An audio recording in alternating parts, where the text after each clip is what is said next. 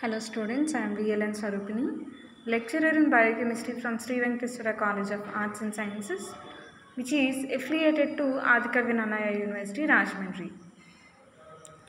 Now, I would like to discuss about 3rd BSc 6th semester biochemistry elective paper, that is basic microbiology. From this paper, we are seeing topics from Unit 5, and in this class we'll see about reproduction in fungi. So basically this fungi reproduce vegetatively and asexually and in sexual mode. So let's see the all modes of reproduction in fungi.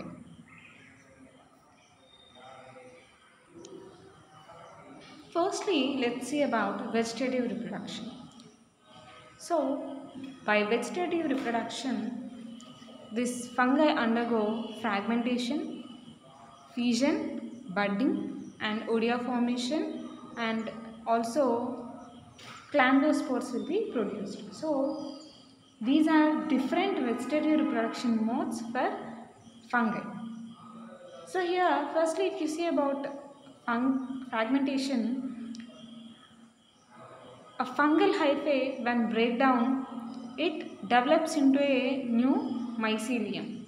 Okay, so accidentally sometimes what happens, fungal hyphae will be broken down, and whatever the broken piece of hyphae, it will be grown as new mycelium, and this method is commonly used for laboratory propagation also. So if we are interested in growing fungi in the laboratory, then we can undergo this fragmentation method for fungal growth. And the next method is fission. So this fission is also a quite common method for reproduction in yeast. So yeast is a single-celled fungi, and this undergoes fusion method, which is a vegetative method for its reproduction very commonly. Okay, so here fission means nothing but it's a binary fission. So whatever the unicellular yeast cell is present, it will be divided into two daughter cells. Okay, and the next method is budding. So this budding is also mostly seen in unicellular cells, and best example is yeast. So if you see about this budding, oh, yes, this is the diagram for budding. So this is a normal yeast cell, and from this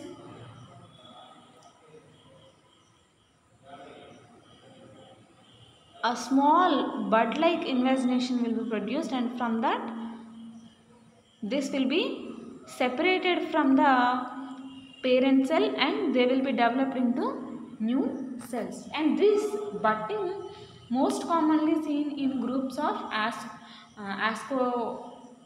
ascospores and basidiospores groups. Okay, so these two groups will produce budding, and this is the very common method for yeast cells also. Okay, so here what happens, nuclei also divides into two equal halves, and it will be transferred to the bud, and again from this another bud will be produced. So in this manner this budding will be produced.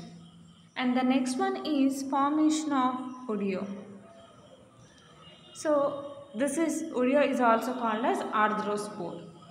So here in some fungi, whatever the vegetative hyphae is present, it will be divided by a septation, and by this septate formation there will be production of spores. Okay, so spores may be cylindrical or cask shaped or in egg shape. So the septae are double and separate easily so that the edges and spores become free.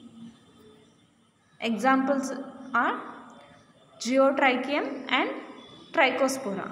So if you see the diagram over here, so this is the hypha, and hyphae is divided with a septate here if you observe.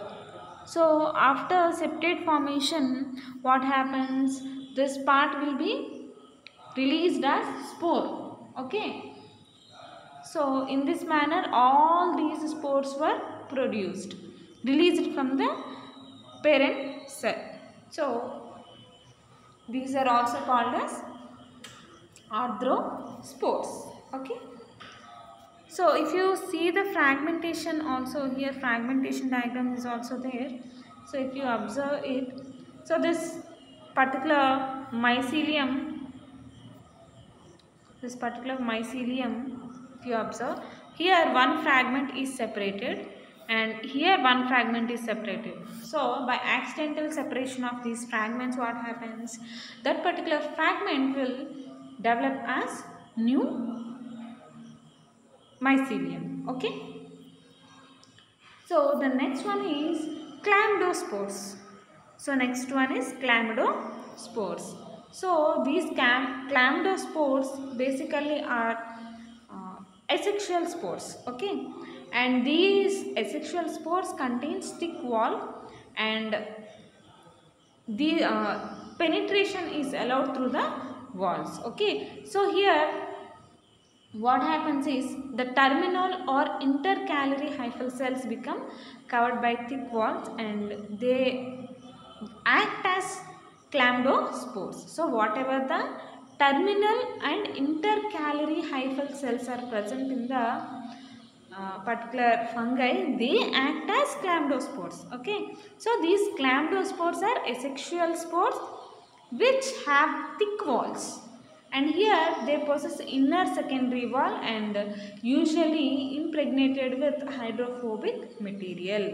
So in these contain hydrophobic material, and many fungal particles in old cultures are under unfavorable conditions of different temperature and moisture and exhaust of food supply, they form chlamydospores. That means whenever fungi undergoes unfavorable conditions like change in temperature and moisture and also exhaust of food material, that means if there is no supply of food material, then there are chances for formation of this chlamydospores.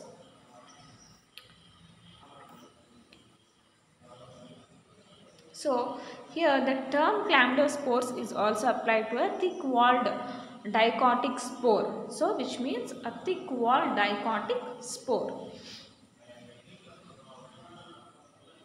And best example for this chlamydospores formation is Phenin astylago. Okay. So let's see if we have, this is a chlamydospore. So if you see the diagram, there is a thick wall around the chlamydospore. Okay, so intercalary cells are also seen there. Okay, so this is about chlamydospores. So this is all about asexual reproduction. If you see fission, for fission also here diagram is there. So unicellular cell is divided into two equal halves if you see the diagram.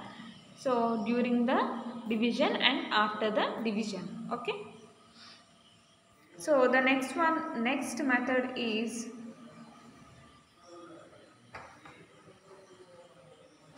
asexual reproduction. Okay. So now let's see. So basically vegetative reproduction sometimes undergoes under unfavorable conditions and sometimes by mechanical damages or other reasons. So here if you take this asexual reproduction, this is mainly done by spore formation. Okay, like in this asexual reproduction, fungi produce spores like zoospores, sporangiospores, conidiospores. In this manner these fungal groups produces different kinds of spores, and these spores are produced under unfavorable conditions. Okay, so asexual reproduction in fungi is mostly carried by spores which are produced during unfavorable conditions. Okay, so let's see what are the different spores that are produced in this asexual mode of reproduction in fungi groups. So first one is zoospores. So these are flagellated spores. So here the diagram is present. So if you see the diagram, you can see a flagella here. So these are flagellated spores. So these commonly are produced by few lower fungi like Mastigomycotina. Okay, Mastigomycotina is one of the group in which we can see these zoospores. And these are produced in a sac-like structure called zoosporangium. So this is the zoosporangium from which this zoospore is produced, and finally it will have a flagella. Okay, so again we discussed about this flagella. If we see about the flagella of this zoospore, it might be a whiplash or a tinsel type of flagella. So whiplash is a smooth surfaced flagella. If we take tinsel flagella, it contains again hair-like structures. It is covered on either side with the fibrils. Okay. So this is about zoospores.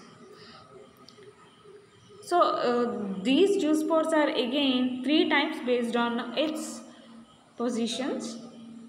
So let's see. So few zoospores, they are posteriorly uniflagellate zoospores with flagella of the whiplash. That means few zoospores, they contain posterior uniflagellate, single flagella at the posterior position of the zoospore, and flagella is most probably a whiplash. Okay, and few zoospores, they contain anterior uniflagellate with tinsel.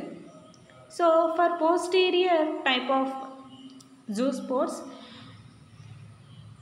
Chytridomycetes is the example, and for anterior type, Hypochytridomycetes is the example. So if you see the diagram here, one is whiplash and one is tinsel. So but here both are placed at the same position, and another type is biflagellate zoospores are present with anteriorly or laterally attached flagellae, and one flagellum is whiplash type and the other is tinsel type. That means both kinds of flagella will be present on the same zoospore, and best example is oomycetes, and such type of zoospores is called as heteroconitin type. Okay, so here the whiplash type of flagella has a long rigid basal portion and a short terminal position which is flexible. So whatever the whiplash is there, it is very short terminal, it will contain a short terminal portion and it is very flexible. And if you take this tinsel type flagellum, it is feather, if you see the structure, it's a feathery one, like due to the presence of a small hair-like projections on either side of the flagella. So these hair-like projections are called as flimmers or mastigonins. Okay. So flagellum shows 9+2 arrangement of microtubules surrounded by flagellar sheath. So this is all about zoospores. And the next one is sporangiospores.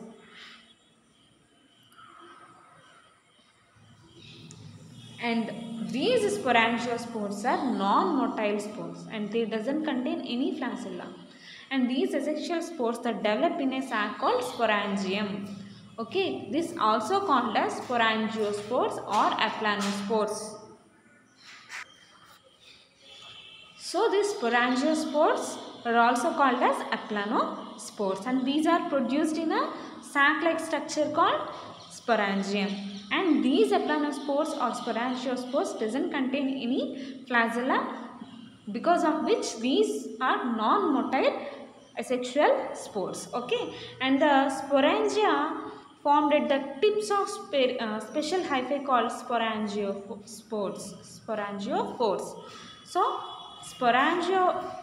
this sporangia is,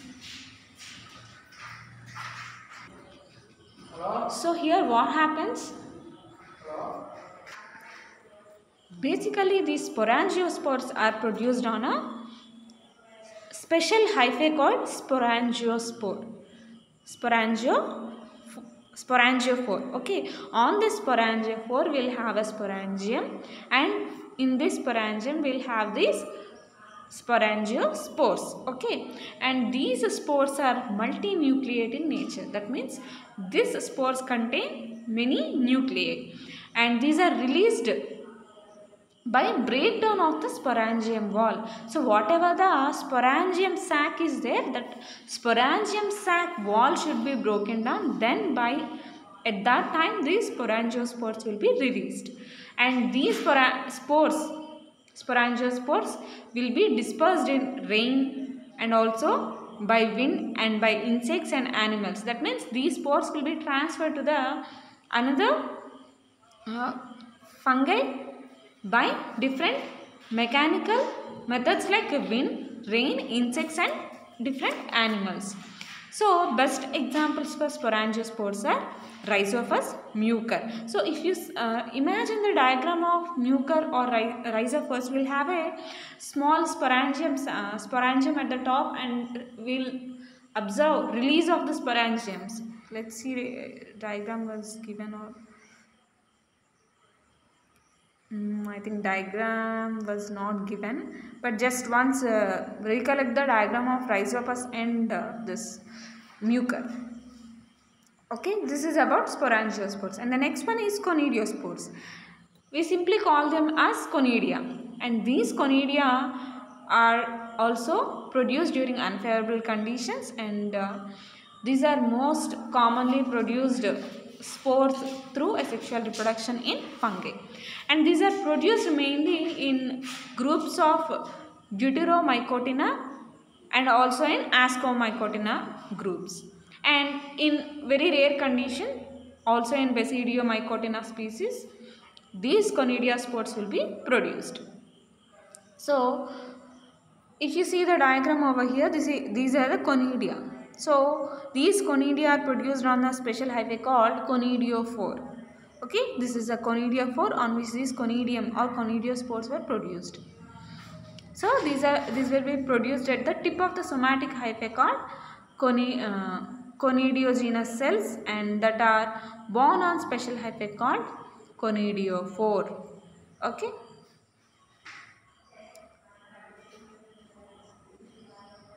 So these conidiospores may be originate into fruiting bodies also. So we discussed about these fruiting bodies. These fruiting bodies are nothing but the spore bearing or structures. Okay. So in Puccinia, these fruiting bodies will be produced for production of these conidiospores.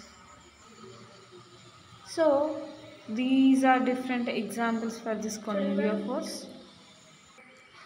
So this is about conidiospore, and next let's see about another spores. So Sporodochium is another kind.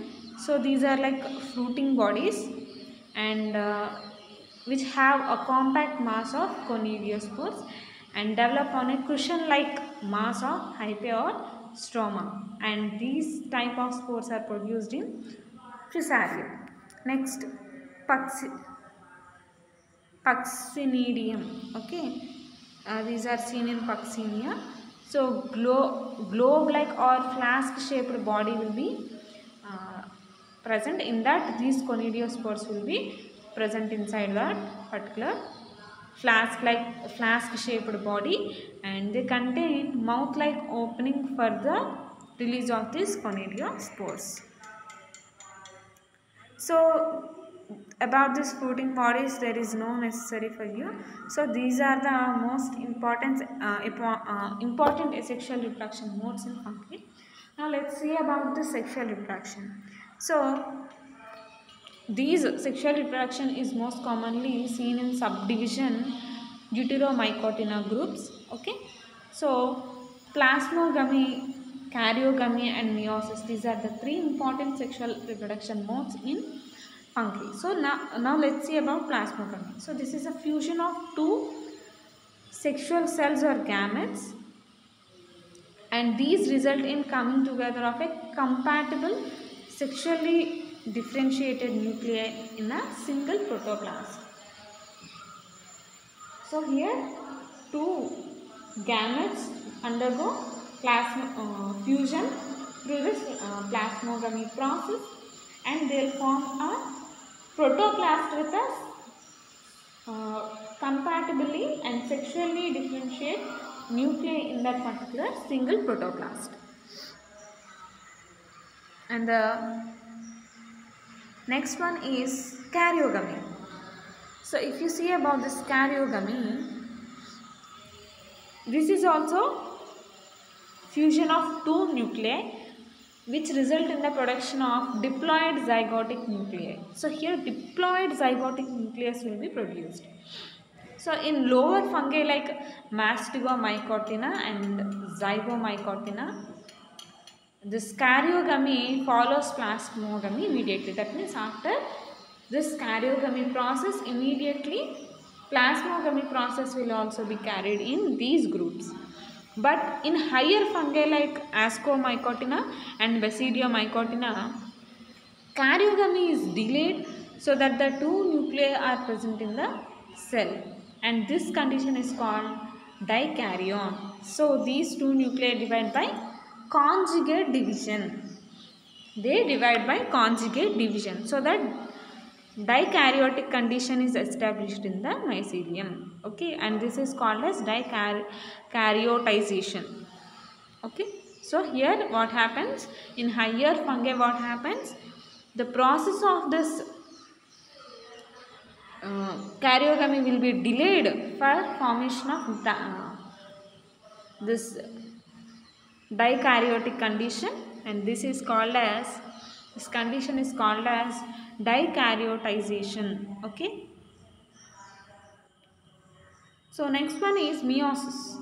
So after karyogamy, a diploid nucleus in the zygote undergoes meiosis and haploid stage will be produced. So from diploid stage, haploid stage will be produced by meiosis. That means after karyogamy process, this meiosis is carried. So here plasmogamy, karyogamy and meiosis, all the three processes will be carried in one fungal cell only. Sometimes only karyogamy and meiosis will be carried.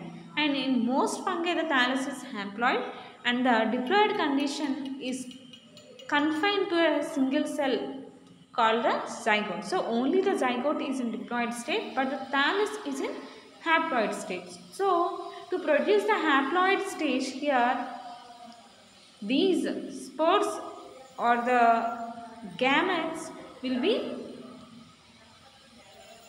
following this karyogamy and also meiosis to form the haploid stage. Okay, so there are some exceptions where the diploid nucleus undergoes mitosis, forming a diploid phase in the life cycle, and best examples are Allomyces and Plasmodiophore. And in Ascomycotina and Basidiomycotina, the products of meiosis are meiospores, like ascospores and basidiospores. That means in Ascomycotina, ascospores will be produced, and in Basidiomycotina, basidiospores will be produced. And on germination, these spores will be producing haploid mycelium. Okay, and that means during the spore stage, these will be in the diploid state, but when they get germinated, they'll be converted into haploid. So fungi may be monoecious or dioecious. That means it might be a bisexual one or a unisexual one.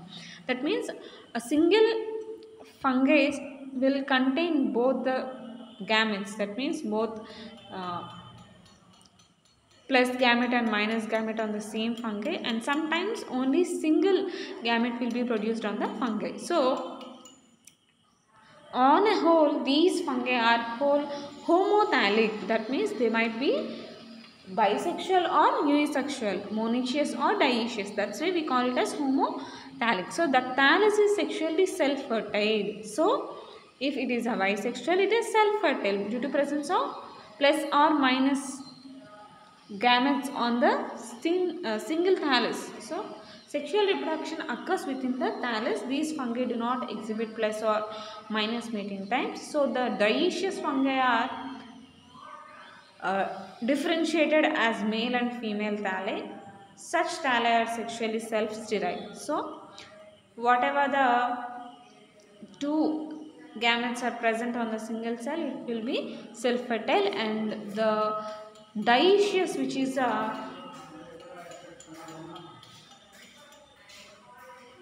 this dioecious condition, in which we will see only the unisexual condition, it will be self-sterile. That means it cannot undergo reproduction by itself. It need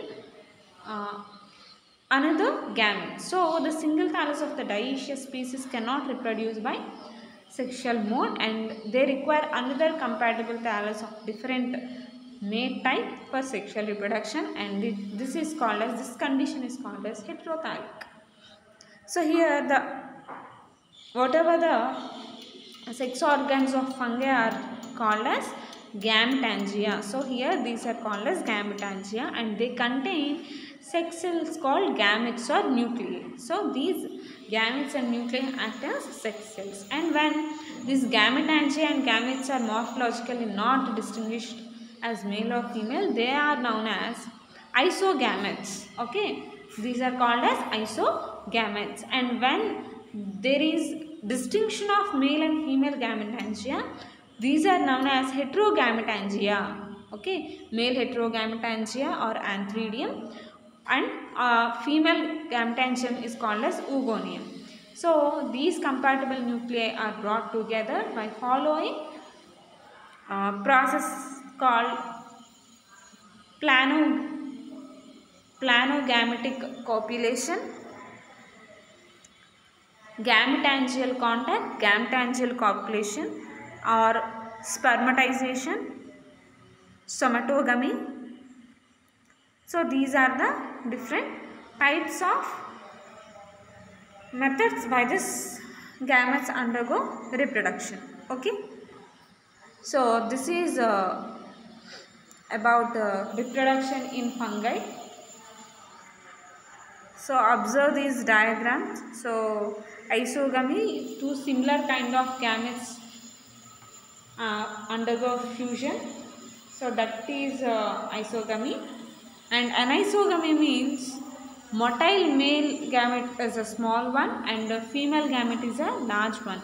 So that kind of fusion is called as anisogamy. That means a fusion between a small motile male gamete and large female gamete, that is called as anisogamy. And if two gametes are in similar size and shape, we call it as isogamy. And if a small motile male gamete fuses with non-motile female gamete of different one, it is a heterogamy.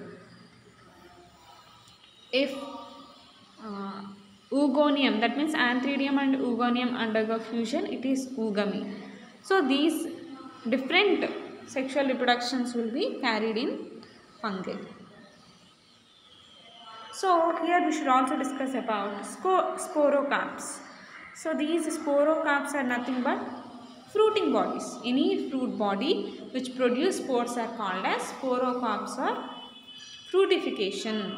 So here Ascomycotina and Basidiomycotina members produce these fruiting bodies, and these are in different sizes and shapes, and these fruiting bodies are not produced by aquatic fungi. Okay, so only the terrestrial fungi will produce these sporocarps. Okay,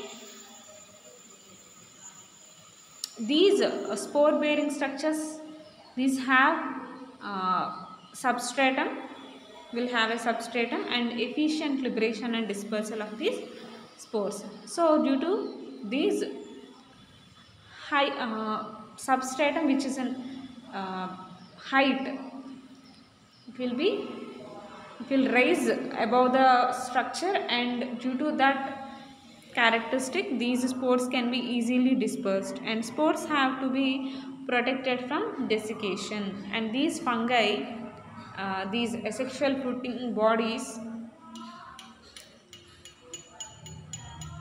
these are formed in Ecrivillum, villus, and Pycnidium and Sporodichia.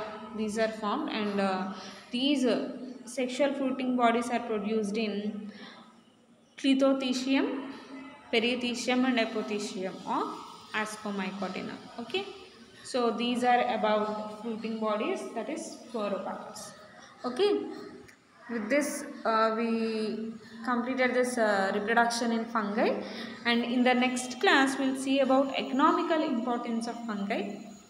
Okay, economical importance of fungi, if you see, we will finish the syllabus.